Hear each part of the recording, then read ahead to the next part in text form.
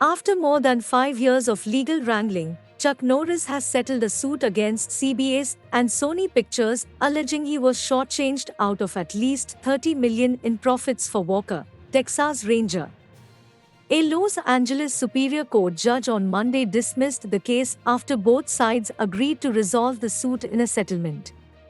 Terms of the deal weren't disclosed. Norris, through his company Top Kick Productions, claimed in a suit filed in 2019 that the companies violated a term in his contract requiring he be paid 23% of profits earned from any and all exploitation of Walker, according to the complaint. He alleged that CBS intentionally marketed and distributed the series in such a way to avoid having to pay him his share of streaming video on demand (SVOD) revenue.